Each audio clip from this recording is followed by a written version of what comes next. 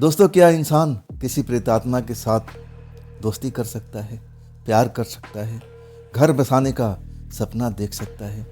आप कहोगे कि नहीं, ये संभव नहीं है, ऐसा कभी हो भी नहीं सकता है। लेकिन ऐसा हुआ था। ये जो आज की कहानी मैं आपको बताने जा रहा हूँ, ये कहानी हमें भेजे हैं प्रकाश जी। प्रकाश जी उत्तर प्रदेश के रहने वाले, और ये कहानी जो बताए हैं उन्हीं के अंदाज में ये कहानी आपको मैं सुनाने जा रहा हूँ, प्रकाश जी के ही पॉइंट ऑफ व्यू में। दोस्तों, मेरा नाम है प्रकाश। उत्तर प्रदेश के कानपुर के पास का मैं एक छोटे से गांव का रहने वाला। रेलवे लाइन से कुछ ही दूरी पर हमारा बस्ती थी, गांव था। हम गरीब परिवार के लोग थे। मैं नौजवान हो चुका था। बात थी 2006 की। मैं कानपुर में जाता था एक मिठाई के दुकान पर। वहाँ पर मैं काम करता था, कारीगर था, मिठाइयाँ बनाता था, नाश्ता बनाता था, और उसके बदले में मुझे अब पैसे मिलते थे जिससे मेरा घर परिवार चलता था। मेरा पिताजी मेहनत मजदूरी करते थे और हम दोनों मिल कर के ही अपने घर को आगे बढ़ा रहे थे। हमारे पास में जर जमीन कुछ भी नहीं था। ले दे के एक पुराना मकान था और वो भी उसकी हालत खराब हो चुकी थी। और ऊपर से हमारी दो बहनें थी। एक तो शादी के लिए अब तैयार भी हो चुकी थी, उसकी भी शादी करनी थी। लेकिन कहाँ से पैसा कहाँ से आए? हमारे पास में तो खेत भी नहीं था कि खेत गिरवी रख दें, हम खेत को बेच करके अपनी बहन की शादी करा सके। ऐसा भी नहीं था। ना रिश्तेदारी में हमारी कोई मदद करने वाला था। भगवान भरोसे कहा जाता है ना कि हमारे परिवार की गाड़ी चल रही थी। जब मैं कारीगर बन चुका था, हलवाई की दुकान पर यानी मिठाई की दुकान पर मैं काम करने लगा था, और तब जा कर के मेरी घर की हालत कुछ सुधरने लगी थी। और नहीं तो पापा के ऊपर मैं सारा डिपेंड करता था। जब वो कमा के लाते थे तभी हमारा घर का चूल्हा जलता था। मैं इतना गरीबी देखा हूँ कि मैं आपको बता नहीं सकता हूँ। कैसे कैसे कैसे दुख हमारे परिवार को झेलने पड़े थे। और मैं रोज़ अप डाउन करता था। मैं जाता था शहर में, मिठाई की दुकान पर सुबह मैं निकल जाता था, और उसके बाद मैं देर रात को जब मिठाई की दुकान बंद हो जाती थी तब मैं लौटता था।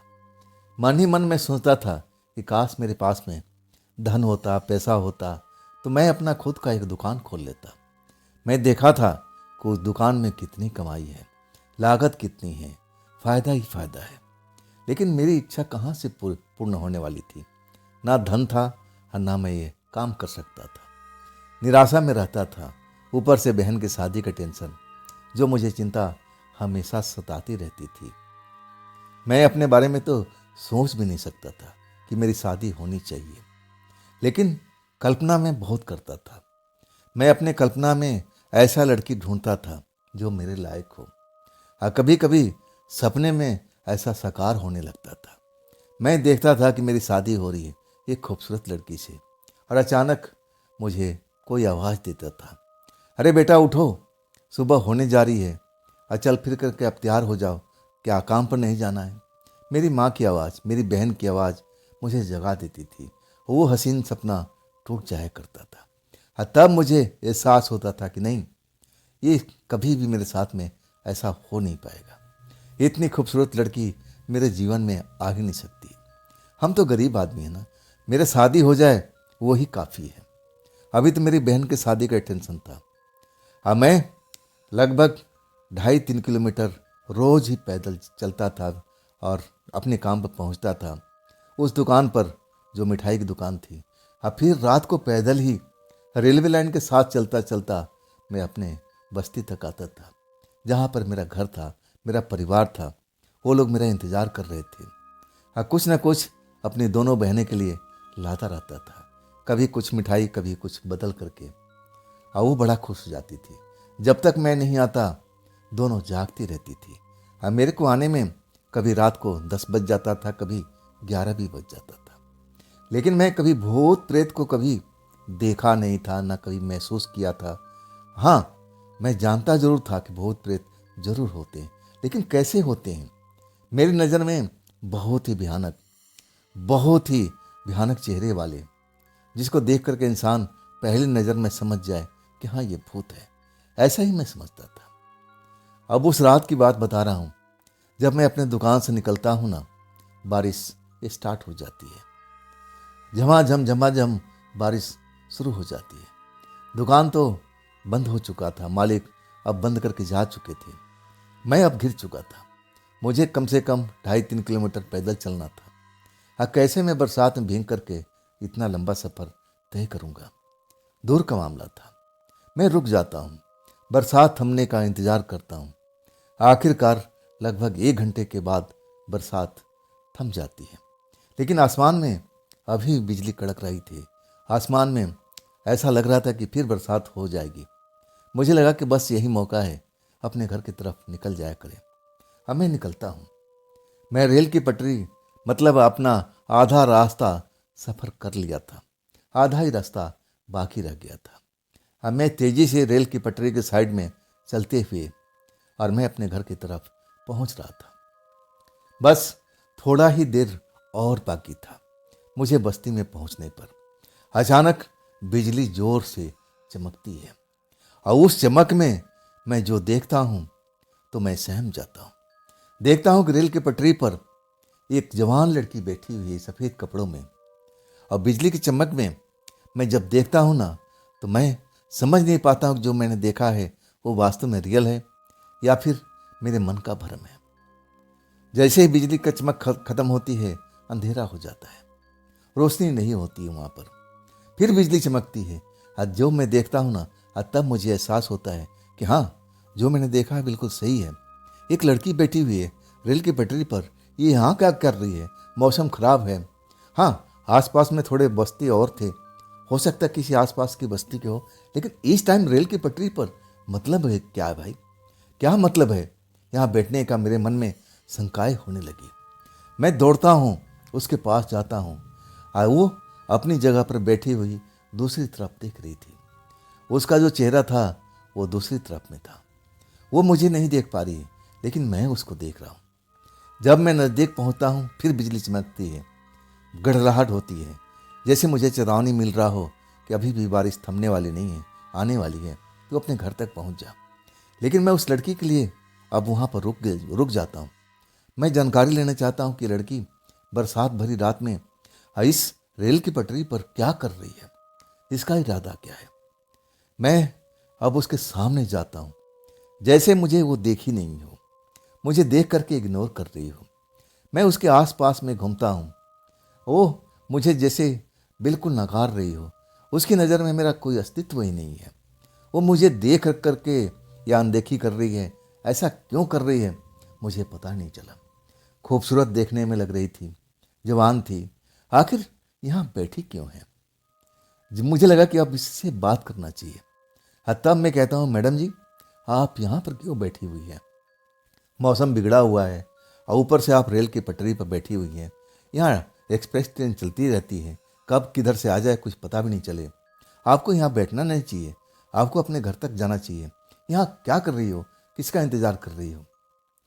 जैसे ही मैं ये बात बोलता हूँ ना, वो लड़की सहम जाती है। एकदम जोर का झटका लगता है, जैसे मुझे देख करके वो डर गई हो। मैं समझ नहीं पाता हूँ। मैं कहता हूँ, मैडम जी आप किस घर के रहने वाली हो? आसपास में और भी बस्ती थे, मुझे लगा कि आसपास की बस्ती के हैं। तब वो डरी हुई पीछे हटती है। आप मेरे से दूर रहो, आपने मुझे देख लिया क्या? मुझे देख लिया क्या? मैं कहने लगा, हाँ मैं तो आपके पास देख के तो आया हूँ। क्या हुआ, मैं आपको देख नहीं सकता? वो आंखें फाड़ फाड़ कर मुझे घूर रही थी, जैसे ऐसा लग रहा था कि पहली बार किसी इंसान ने उसको देख रहा हो। वो मुझे ऐसी नज़र से देख रही थी, जैसे लग रहा था कि उसकी आंखों पर विश्वास नहीं हो रहा है कि मैं उसको देख रहा हूँ, वो भी इतना नज़दीक से। तब कहती, आप कौन हैं? आप कौन हैं? यहाँ क्या कर रहे हो? मैं कहने लगा कि इसी पटरी पर आगे चल कर के मेरी बस्ती है, मैं वहीं पर रहता हूँ। मैं हलवाई की दुकान पर काम करता हूँ। मैं बारिश की वजह से लेट हो गया था, नहीं तो मैं जल्दी इस जगह से निकल जाता हूँ। आने जाने का मेरा रास्ता यही है। तब वो मुझे फिर घूरने लगती है। मैं उससे पूछता हूँ कि आप कौन हैं? इस जगह पर बैठना उचित नहीं है, आप अपने घर की तरफ जाइए। कहती है, मैं अपने घर पर बिल्कुल नहीं जा सकती। मैं सुनता हूँ उसकी बात तो मुझे विश्वास नहीं होता।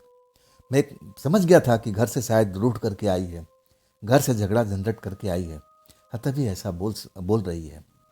तब मैं उसको समझाने की वजह से उसके पास और नज़दीक जाता हूँ। उसको समझाता हूँ कि देखिए, ज़माना ख़राब है, ऊपर से आप जवान हैं, सुंदर भी हैं, एरिया कुछ ठीक भी नहीं है। जवान लड़कियों के लिए तो घर के बाहर निकलना नहीं चाहिए इस रात को।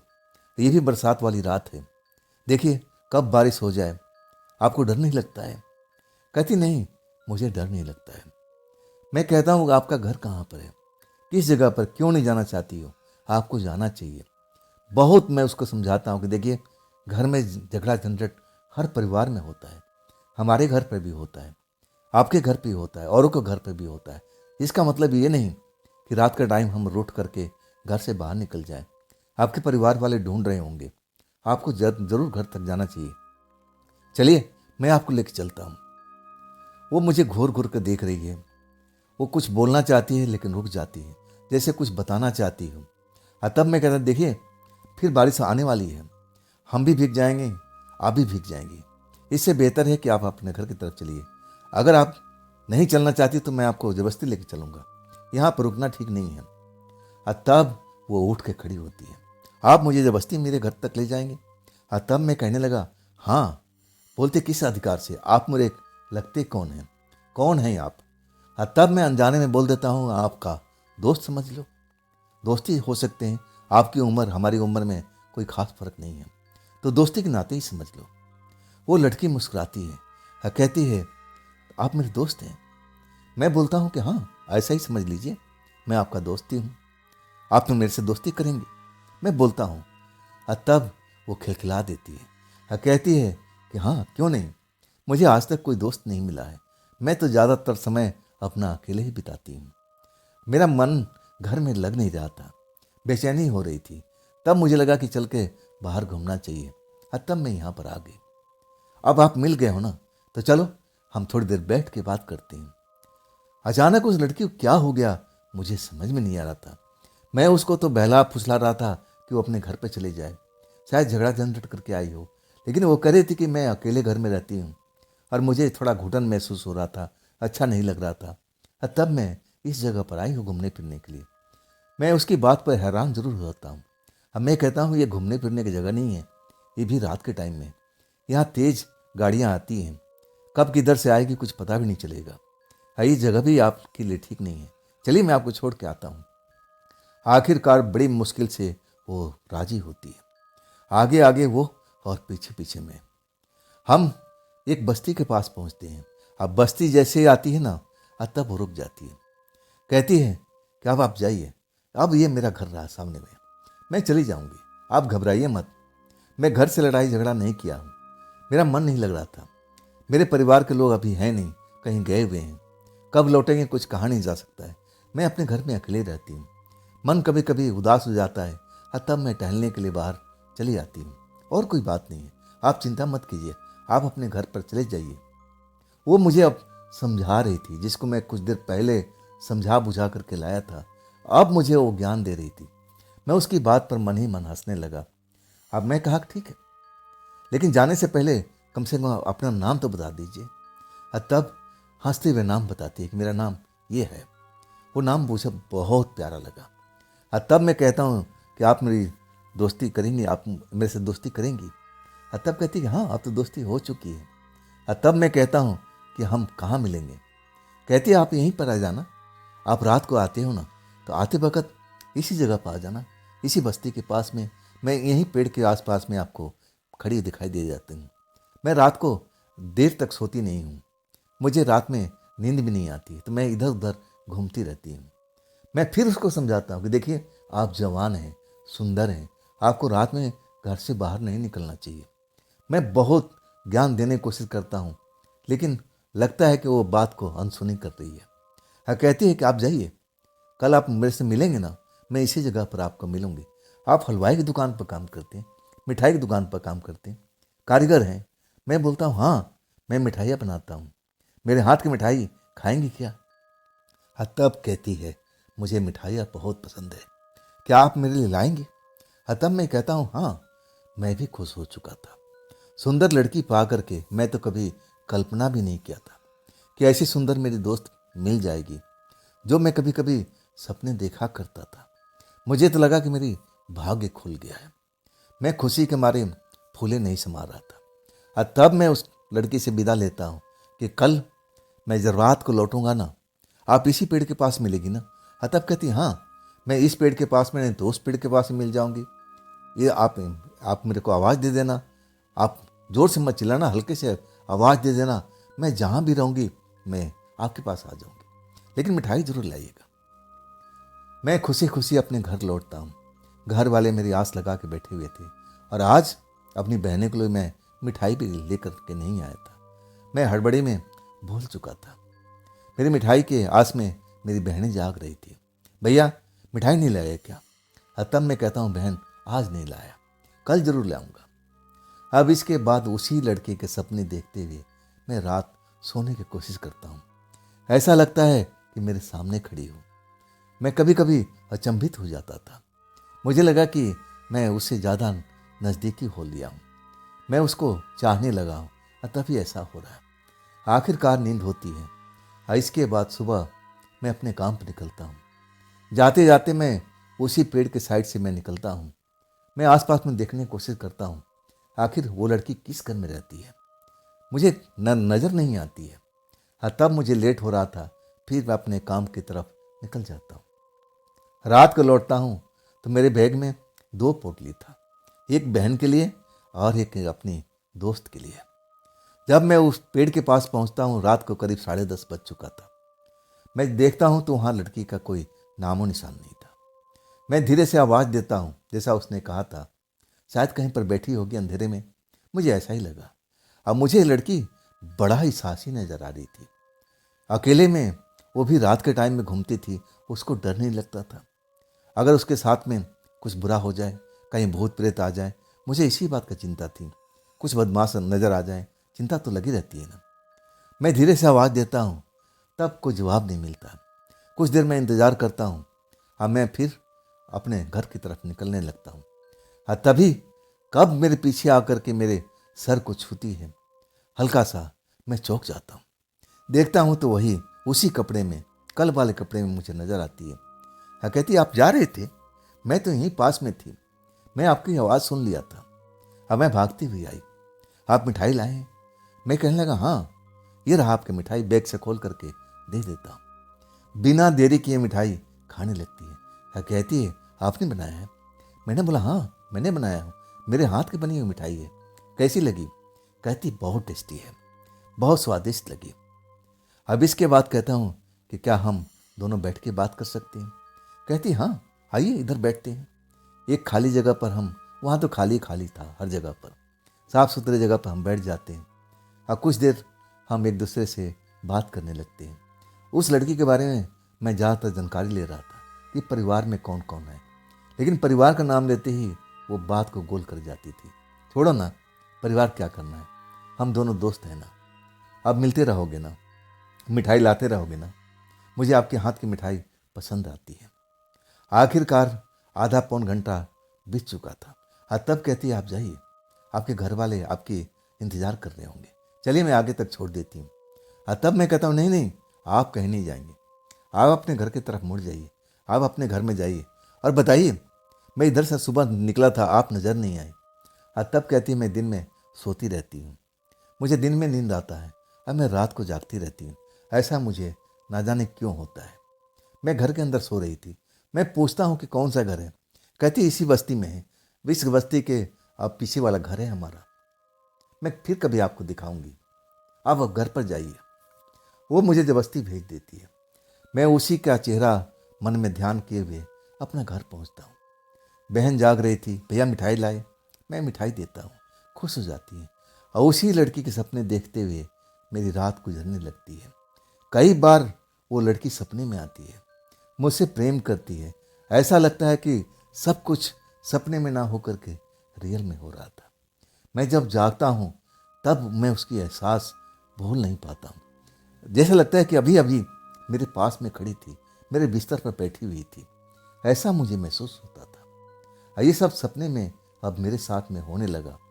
सपने में मेरे पास में आती थी, मेरे साथ रात बिताती थी और फिर सुबह होने से पहले वो निकल जाती थी। लेकिन रात को जब भी मैं ड्यूटी से लौटता था तो उसके लिए मिठाई जरूर लाता था, अपनी बहन के लिए भी और उसके लिए भी लेकर आता था। मिठाई को बड़ी चाव से खाती थी, पूछती थी कि ये भी आपका हाथ का बना हुआ है। अब मैं सच बताता था कि हाँ मेरे हाथ का है। और कहती है फिर आप दूसरी जगह पर काम क्यों करते हो।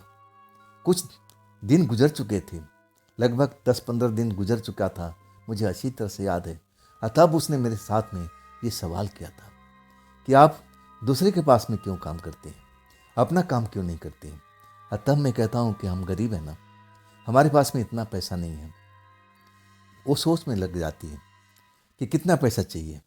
मैं बताता हूँ कि आप रहने दीजिए, नहीं हो पाएगा, इसमें बहुत सारा पैसा की जरूरत पड़ती है।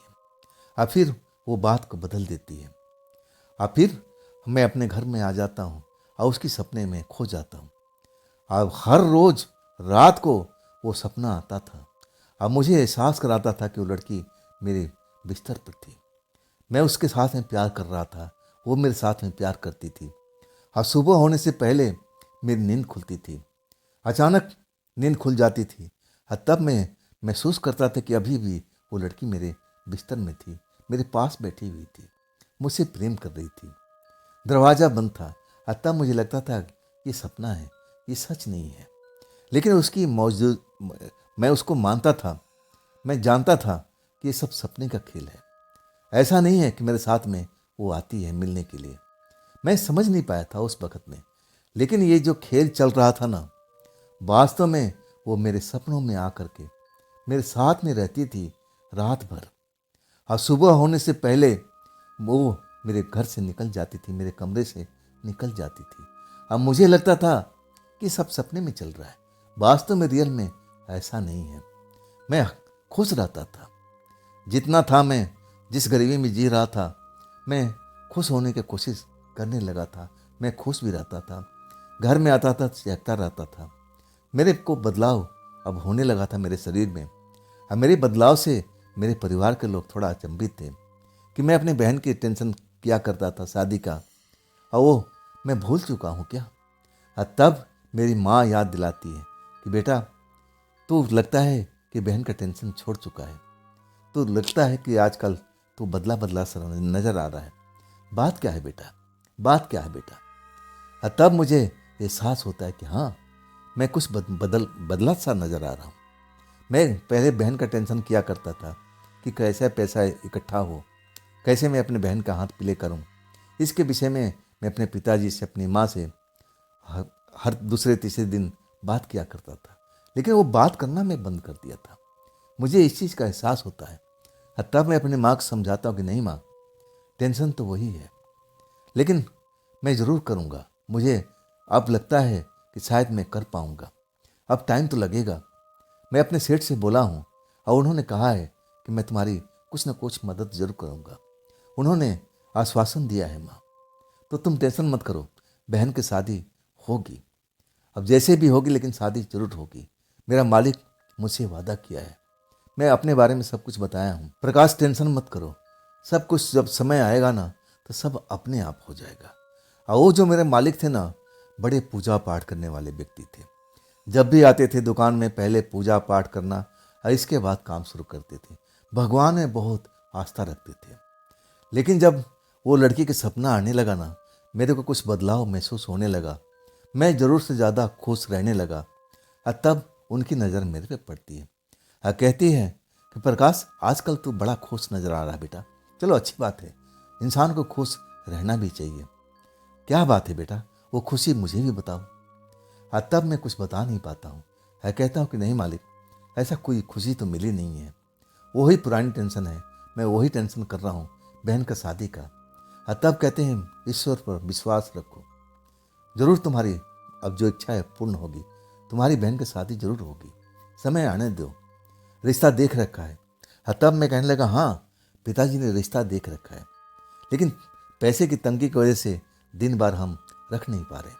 और तब कहते हैं कि तुम लोग दिन बार रखो और जितना होगा हम जरूर मदद करेंगे, लेकिन तुम भी कोशिश करो, तुम भी कहीं से पैसा इकट्ठा करने की कोशिश करो। अब इसके बाद मैं उस अपनी प्रेमिका के पास जाता हूँ तो मैं थोड़ा चेहरा उदास रहता है। वो मुझसे मिलती है, मिठाई खाती है और मेरा उदास चेहरा देखकर कहती है, बात क्या है प्रकाश, आज तुम्हारे चेहरे पर उदासी है। वो हंसी में जो देखा करती थी वो नज़र नहीं आ रही है, बात क्या है। तब मैं कहता हूँ कि यार तुम छोड़ो ना, तुम्हें क्या है। कहती नहीं नहीं बताओ ना। मैं कहता हूँ कि देखो तुम भी गरीब से हो, गरीब परिवार से हो, मैं भी गरीब परिवार से हूँ। तुम्हारे पास ना धन होगा ना मेरे पास में है। मेरी बहन का टेंशन है, उसी के टेंशन से मैं आज परेशान हूँ। मेरा मालिक ने बोला है कि वो कुछ मदद करेगा, लेकिन उसकी मदद से पूरा काम तो होगा नहीं। मुझे पैसे की ज़रूरत है और वही मैं सोच रहा हूँ कि किससे लिया जाए। अब ऐसा कोई नज़र नहीं आ रहा है। तब कहती है कितना पैसा चाहिए। मैं कहता हूँ छोड़ो ना, तुम्हारे पास कहाँ से पैसा है। लेकिन वो जिद पकड़ लेती है, कहती कितना पैसा में तुम्हारे बहन का शादी हो जाएगा, मुझे तो बताओ, मैं भी तो जानूँ। मैं कहता हूँ कि देखो तुम्हारे पास पैसा नहीं होगा, तुम तो खुद गरीब परिवार से हो, और तुम पैसा कहाँ से लाओगे। तुम्हारे माँ बाप क्या अब पैसा रखे हैं। कहती माँ बाप को छोड़ो ना, माँ बाप के बीच में क्यों घसीट रहे हो, बताओ तो सही कितना पैसा लगेगा।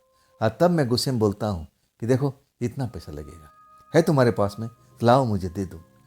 अब मैं ऐसे ही गुस्से में नाराज़गी दिखाता हूँ और तब वो हंस पड़ती है, कहती है कि हाँ मैं ज़रूर तुम्हारी मदद करूँगी। मैं समझा कि मजाक कर रही है, ये सब मजाक में बातें चल रही थी।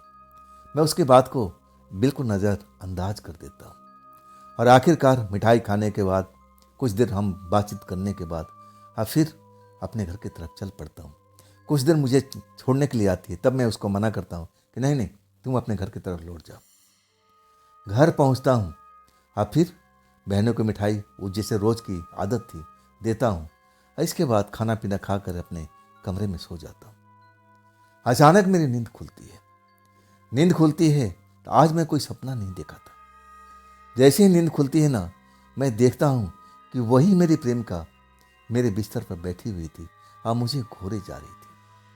मुझे लगा कि शायद ये मेरा सपना है जो मैं रोज़ देखा करता हूँ।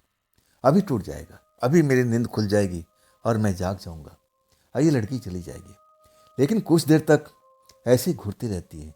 मैं उससे पूछता हूँ, आज सपने में तो मैं पूछ भी नहीं पाता था, मेरे मुंह से आवाज़ निकलती नहीं थी, लेकिन आज मेरे मुंह से आवाज़ निकल रही है, तुम यहाँ पर कैसे, तुम यहाँ पर कैसे। तब वह मुस्कुराती है, कहती है तुम सपने में हो, नींद में हो, सो जाओ सो जाओ। और आखिरकार मेरी पलकें भारी होने लगती है। हाँ मैं नींद में सो जाता हूँ।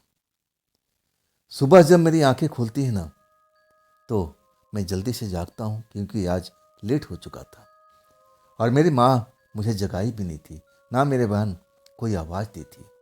ऐसा मुझे अनुभव हुआ था कि आज शायद लेट से मेरी आंखें खुली है। और अचानक जो अपने बिस्तर पर देखता हूँ तो मुझे विश्वास नहीं होता। जो मैंने उस लड़की से बोला था कि मुझे इतने पैसे की ज़रूरत है, उतना ही पैसा मैं अपने बिस्तर पर पड़े देखता हूँ। हैरान हो जाता हूँ, आखिर इतना पैसा कहाँ से मेरे पास में आया, कौन दे के गया। अचानक मुझे लगा कि जो सपना मैं देखा था वो सपना नहीं था। जो मैंने उस लड़की को अपने बिस्तर पर बैठे देखा था वो सपना हो ही नहीं सकता है। शायद वो मेरी प्रेमिका मेरे घर में आई थी, अब मुझे इतना सारा पैसा दे के गई है। मैं जल्दी से तैयार होता हूँ और वो पैसा छिपा कर रख देता हूँ। मैं किसी को बताता तक नहीं हूँ। सीधा भागता हूँ उस बस्ती की तरफ में जहाँ पर लड़की मुझे मिला करती थी। आस पास में देखता हूँ कि आखिर है कहाँ पर। इतना सारा पैसा मेरे घर में कैसे ले आई। अब मेरे घर के दरवाजे, मेन गेट तो बंद था, तो मेरे घर के अंदर कैसे आई। मेरे कमरे का दरवाज़ा ज़रूर खुला रहता था, तो क्या वो बाउंड्री टप करके आई है। बाउंड्री मेरा छोटा ही था, उसने मेरा घर देखा था क्या, वो मेरे घर का कैसे पता कैसे था, क्या वो मेरे पीछा करते करते यहाँ तक आ गई थी।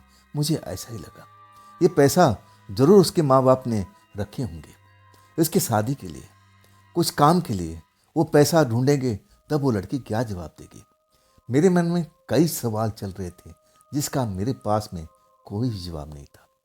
मैं उस पेड़ के पास जाता हूँ, बस्ती में जाता हूँ। उस लड़की का नाम मुझे मालूम था। मैं बस्ती वाले से पूछता हूँ तो सब कोई मना कर देता है कि नहीं भाई, यहाँ पर इस नाम के कोई लड़की हमने तो नहीं देखा, आप दूसरे गली में चले जाओ। दूसरे गली में जाता हूँ, वहाँ भी पूछता हूँ कि इस नाम की लड़की रहती है। वहाँ भी मना कर देते कि नहीं भाई, यहाँ इस नाम की लड़की नहीं रहती है। तीसरी गली में, चौथी गली में, मतलब उसमें उस मोहल्ले में 4 गली थी। चारों गली में मैं पूरा हर तरह से पता करने की कोशिश करता हूँ ये लड़की यहाँ रहती है, लेकिन उस लड़की का कोई भी नाम पता जानता तक नहीं था। मुझे हैरानी होती है, लेकिन मुझे लेट हो रहा था और फिर मैं अपने दुकान की तरफ चल पड़ता हूँ। मैं उसी लड़की के टेंशन में दुकान में रहता हूँ। मेरा मालिक भी बोलता है, आज मुझसे 2-3 बार गलती भी हो चुकी थी। वो मुझे टोकता था, लेकिन बड़े प्यार से, कि बेटा प्रकाश, आज तुम्हारा ध्यान कहीं और है। बात क्या है बेटा, घर में सब कुशल मंगल तो है? मैं बोलता हूँ हाँ, सब कुछ सही है। तब कहते हैं परेशानी क्या बात है? मैं देख रहा हूँ तुम गलती पे गलती आज कर रहे हो। मैं कहने लगा कुछ तबीयत सही नहीं लग रही है। कहते हैं फिर छोड़ो ना, चले जाओ घर पर आराम करो। और तब तक अंधेरा हो भी चुका था, करीब करीब 8 बज चुका था। और कुछ देर के बाद में दुकान भी तो बढ़ानी थी। और वो कहते हैं मैं सब कुछ कर लूँगा, तुम चले जाओ, जाके आराम करो, और देखो डॉक्टर से दवा जरूर ले लेना। सेहत से खिलवाड़ नहीं करना चाहिए, मेरी बात को मानना। आप कुछ पैसे भी देते हैं। मैं पैसा अपने जेब में रख करके मुझे याद आ जाता है, अरे मैंने मिठाई तो लिया नहीं। और फिर मैं मिठाई लेता हूँ और फिर अपने बैग में रख करके चल देता हूँ। मैं उस जगह पर आता हूँ, उस लड़की का इंतज़ार करने लगता हूँ। पेड़ के पास जाता हूँ, आवाज़ देता हूँ, लेकिन लड़की का आता पता नहीं था। मैं लगभग रात के 11 बज जाता है। मैं उस लड़की को इधर उधर रेल की पटरी, जहाँ मुझे पहली बार नजर आई थी, उस जगह पर भी जाता हूँ। हर तरफ कोना कोना छान मार लेता हूँ, आज कहाँ पर है। यार मैं जल्दी आ गया हूँ, इसीलिए मुझे ऐसा लगने लगा। मैं इंतज़ार करने लगता हूँ, तब तक 11 बज चुका था। लड़की का नामो निशान मुझे मिलता नहीं है। मैं आवाज़ देता हूँ, कई बार आवाज़ दे चुका था, लेकिन पता कुछ भी नहीं चलता है। आखिरकार जब रात, आधी रात हो जाती है, 12 बजने वाला होता है, और तब मैं चल देता हूँ। घर पहुँचता हूँ, मेरी माँ, मेरी बहनें शिकायत करती है, बेटा इतना टाइम कैसे लग गया, दुकान तो तुम्हारा समय पर बंद हो जाती है, तो इतना टाइम कैसे लगा दिया, बात क्या है बेटा, कुछ तुम्हारे अंदर चल रहा है, कुछ बात हो तो बताओ ना बेटा। अब माँ से नहीं बताओगे तो किससे बताओगे? मैं बताना तो चाहता था, लेकिन मेरे पास में शब्द नहीं थे। अब फिर मैं अपने बिस्तर के नीचे अब जो पैसे छुपा कर रखा हुआ था, वो पैसे निकालता हूँ। अब माँ को दे देता हूँ कि माँ ये पैसे संभाल कर रखना, ये किसी ने दोस्त ने दिया है, और इसको देखना कहीं गुम ना हो जाए। माँ कहती कौन सा दोस्त दिया है बेटा?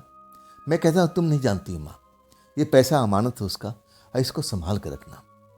जब उसको जरूरत पड़ेगी वो मुझसे मांगेगा, हमें लौटाना पड़ेगा। ये अपना अमानत नहीं है, उसका अमानत है। माँ मुझे चिंता में देख रही थी, बार बार पूछ रही थी, बेटा जरूर तुम्हारे साथ में कुछ ना कुछ चल रहा है, बात बताओ ना। मेरे पापा भी मुझसे पूछते हैं, अरे क्या बात है छोरा, आजकल तो बड़ा उदास उदास सा रहने लगा है, बात क्या है? मैं उनको भी बता नहीं पाता हूँ। मेरी बहन पूछती है, मैं उनको भी नहीं बताता हूँ। मैं सारी समस्या अपने दिल में रख करके अपने बिस्तर पर जाकर सो जाता हूँ। मैं काफ़ी देर उसको याद करता हूँ, और आखिरकार कब नींद आ जाती है, और तब मैं सपने में आ जाता हूँ। सपने में वही प्रेतात्मा, वो लड़की, खूबसूरत लड़की मुझे नजर आती है, मेरे बिस्तर पर आके बैठ जाती है, और उसके चेहरा उदासी से भरा हुआ था। उसका उदास चेहरा देख करके मैं थोड़ा सहम जाता हूँ। अब मैं कभी उससे बोल नहीं पाता था सपने में, लेकिन आज मैं उससे बात करता हूँ कि तुम्हारे चेहरे पर उदासी क्यों है, बात क्या है, क्या बात है, तुम्हारा चेहरा मुरझाया हुआ है, तुम्हारी आंखों में मैं आंसू देख रहा हूँ, क्या समस्या है? वो कुछ बोलती नहीं है, मुझे अपने बाहों में भर लेती है और रोने लगती है। मुझे लगता है कि नहीं, इसके साथ कोई ना कोई समस्या है, अपने माँ बाप से शायद झगड़ा कर लिया है, और तभी ये ऐसा इसके हालत हुआ पड़ा है। मैं पूछता हूँ कि क्या माँ बाप ने बोल दिया है? अरे माँ बाप तो माँ बाप होते हैं, एक दो बात कड़वी जरूर लगती है, लेकिन हमारे भले के लिए बोलते हैं। अब उनकी बात को अब ऐसे दिल पर रखना नहीं चाहिए, माँ बाप होते हैं ना। क्या तुम इसलिए नाराज हो, तुम्हारे चेहरे पर इसलिए उदासी है, इसलिए तुम रो रही हो? मैं सपने में उससे बात कर रहा था, उसको समझा रहा था, और वो मुझसे चिपकी हुई थी और रोए जा रही थी। और फिर अचानक मुझे बोलती है कि नहीं, प्रकाश, ये बात नहीं है। मैं तुमसे बिछड़ना नहीं चाहती थी, मैं तुम्हारे साथ हमेशा रहना चाहती थी, लेकिन अब मुझे बिछड़ना पड़ेगा। इसलिए मैं उदास हूँ। तुम्हारे जैसे साथी पाकर के मैं बहुत खुश थी, मेरा समय का पता ही नहीं चला। देखो, अब वो वक्त आ चुका है। मैं आपसे अब तुम्हारे पास में कभी भी नहीं आऊँगी। और हाँ, उन पैसे को तुम ख्याल रखना, तुम्हारी बहन की शादी में खर्च करना है। जो तुमने बोला था ना, उतना ही पैसा मैंने इकट्ठा कर लिया हूँ। तुम अपने बहन की शादी धूमधाम से करना। अब मेरे को अब भूल जाना। मैं तुमसे कभी दोबारा मिल नहीं पाऊंगी। मेरा वक्त आ चुका है। अब मैं अपने स्थान पर जा रही हूँ, जहाँ मुझे जाना चाहिए। इसलिए मैं आखिरी बार तुमसे मिलने के लिए आई हूँ। मैं जानती थी कि तुम मुझसे मिलने के लिए आओगे उसी जगह पर। मैं तुमसे उस जगह पर मिलना नहीं चाहती थी। मुझे लगता था कि मैं रोक नहीं पाऊंगी अपने आप को, मैं तुम्हारे से नज़रें नहीं मिला पाऊंगी। मैं बहुत डरी हुई थी कि मैं कैसे बताऊं कि आज हमारी आखिरी रात है। इसके बाद हम कभी भी एक दूसरे को देख नहीं पाएंगे, ना मिल पाएंगे। तुम मुझे बार बार आवाज़ दे रहे थे, मैं तुम्हारे पीछे पीछे चल रही थी। मैं तुम्हारे मन में ये भरना चाहती थी कि तुम अपने घर जाओ, लेकिन तुम्हारी मन की जो मन में बातें मैं डाल रही थी, शायद तुम महसूस नहीं कर पा रहे थे। और आखिरकार जब आधी रात होता है तब तुम लौटते हो। वो पूरी घटनाक्रम मुझे सपने में जैसे बता रही हो। अब फिर कहती है, प्रकाश मुझे जाना होगा, मुझे जाना होगा, तुम मुझे भूल जाना, तुम मुझे भूल जाना। और उसके बाद मेरी आंखें खुल जाती है। मैं जैसे सपने में था। मैं हड़बड़ा के उठता हूँ। अब मैं उसको आवाज़ लगता हूँ, नहीं नहीं, तुम्हें कहीं नहीं जाना है, तुम्हें कहीं नहीं जाना है। लेकिन मैं देखता हूँ तो पूरा घर खाली पड़ा हुआ था, वो लड़की थी ही नहीं। मैं देखता हूँ कि आखिर ये सपना था या हकीकत था, मुझे कुछ मालूम नहीं होता है। और इसके बाद सुबह होने जा रही थी, मतलब सुबह सुबह का सपना था। मेरी माँ कहती थी कि सुबह का सपना हमेशा सच होता है। क्या वास्तव में वो लड़की मुझे छोड़ के चली गई है? क्या वो कोई प्रेतात्मा थी? आखिर मुझे उस मोहल्ला में क्यों नहीं मिली? तब मैं इसके खोजबीन में और जुट गया था। सुबह मैं अपने काम पर जाने से पहले फिर उस मोहल्ले में जाता हूँ, पूरा ढूंढता हूँ, लेकिन कोई भी नहीं बता पाता है। कई जो लोग थे वहाँ पर मुझे बड़ा अजीब निगाहों से देखने लगे। बात क्या है बेटा, तुम इस लड़की का नाम लेकर के क्यों ढूंढ रहे हो? ऐसी लड़की इस मोहल्ले में कभी रहती नहीं है, तुम्हें कोई जरूर गलतफहमी है। तब मैं समझ जाता हूँ कि जो लड़की को मैं ढूंढ रहा हूँ वो वास्तव में इस मोहल्ले में रहती ही नहीं थी। वो तो एक प्रेतात्मा थी, भटकती भटकती कहीं से आ गई होगी और वो मुझसे प्यार करने लगी। हम मेरे प्यार में फंस करके यहाँ पर रुक चुकी थी और उसने मेरा मदद भी किया था मेरी बहन की शादी के लिए। इतना सारा पैसा इकट्ठा करके मुझे ना जाने कहाँ से दिया था। मैं आज भी उस प्रेतात्मा को भूल नहीं पाता हूँ। हालांकि मेरी शादी हो चुकी है और ये बात मैं अपनी पत्नी को बता भी चुका था कि तुम मेरी पहली प्यार नहीं हो, तुम मेरी दूसरी प्यार हो। पहली प्यार तो प्रेतात्मा है। मैं आज भी उसको उसी नज़र से देखता हूँ, उसे उतना ही प्यार करता हूँ। ना जाने अब कहाँ चली गई, कभी भी वो मुझसे मिली नहीं है। तो दोस्तों, ये थी प्रकाश जी की भेजी हुई कहानी, घटना। आपको कैसी लगी कमेंट में ज़रूर बताइएगा। और दोस्तों, अगर आपके पास भी अपनी कोई याद बीती है, ऐसी कोई घटना है जो आप मुझ तक पहुंचाना चाहते हो, तो आप मुझे इंस्टाग्राम, मेरे व्हाट्सएप नंबर, मेरी मेल आईडी पर अपनी कहानी को, अपनी घटना को आप मुझे भेज सकते हो। दोस्तों, ये भी चैनल आप ही का है, तो इसको भी अपना प्यार दीजिए, लाइक कीजिए, सब्सक्राइब कीजिए, अपने दोस्तों को शेयर कीजिए, हाई वाला बटन को ज़रूर ऑन कीजिएगा, दबाइएगा। दोस्तों, फिर हम मिलते हैं ना कल की रात इसी चैनल पर, इसी टाइम पर। आप लोग अपना ख्याल रखिएगा। नमस्कार।